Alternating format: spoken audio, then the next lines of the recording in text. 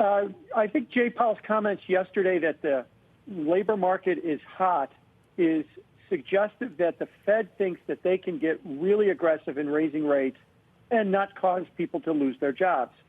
So we've got now the market all of a sudden pricing in not only a 50 basis point rate hike for May 4th, but a 75 basis point rate hike for June and another 50 basis points in July. 175 basis points of rate hikes in 3 months would be the most we've seen since 1980, 42 years ago. I will say, though, that Cleveland Fed President Loretta Mester, who is a voter, was just on with us a few moments ago. She said that she's not there on 75, does not want to see a shock like that. And I do feel like she's more closely aligned with the center of the Fed and the chair than, say, a Jim Bullard. Is that wrong? No, it's not wrong. The Fed may not be there yet, but also this is part of who's leading the Fed. Is it the market that's leading the Fed, or is it the Fed leading the market? If the market's going to price in 75 basis points and leave it there, we might see the Fed, average move it. That's the pattern that we've seen over the last several months.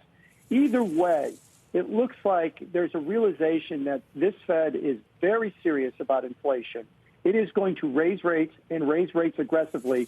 As a matter of fact, I've been saying there might not be another 25 basis point rate hike. It's going to be 50s all the way through till they're done. And the metric that's going to make them stop is going to be falling inflation, not the employment market, not the general state of real growth. Two-year note yield just below 2.7. It turned a little bit lower on that interview. Where do we go from here, Jim? Is that going to hit 3%? And what does that do for stocks?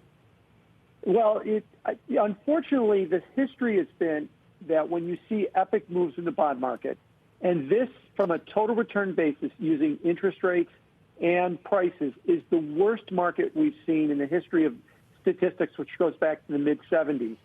Usually doesn't stop until something breaks. Now, that doesn't mean the stock market. It can mean something in the economy or can mean something in the financial markets. I'm unfortunate that I have to say that, but I think rates are going to keep going.